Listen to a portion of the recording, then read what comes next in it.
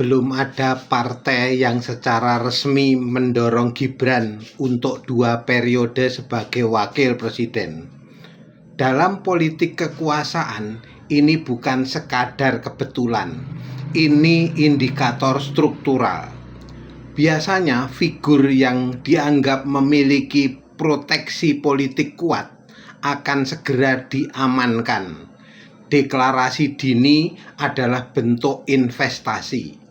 Tapi ketika elit memilih diam, itu artinya mereka sedang menimbang risiko. Mengapa risiko? Karena politik adalah arena kekuatan nyata, bukan nostalgia. Seorang presiden aktif mungkin memiliki daya kendali tinggi, tetapi begitu fase transisi dimulai, daya tawar perlahan tergerus. Loyalitas elit tidak berbasis hubungan personal, melainkan probabilitas kemenangan. Kita pernah menyaksikan dinamika pasca Susilo Bambang Yudhoyono. Pengaruh tidak hilang dalam sehari, tapi menyusut sedikit demi sedikit, digantikan konfigurasi baru.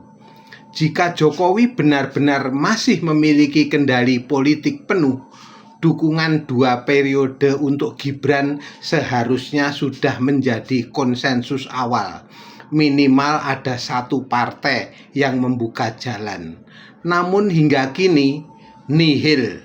Itu artinya elit sedang membaca peta baru. Bisa jadi mereka melihat bahwa kekuatan lama tak lagi otomatis mengamankan masa depan politik siapapun, bahkan keluarga inti kekuasaan. Dalam politik, yang paling kejam bukanlah penolakan, tapi keraguan.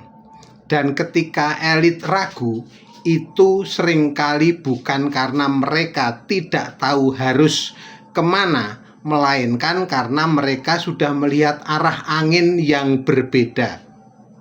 Jika ini benar, maka yang sedang kita saksikan bukan sekadar belum adanya dukungan 2 periode.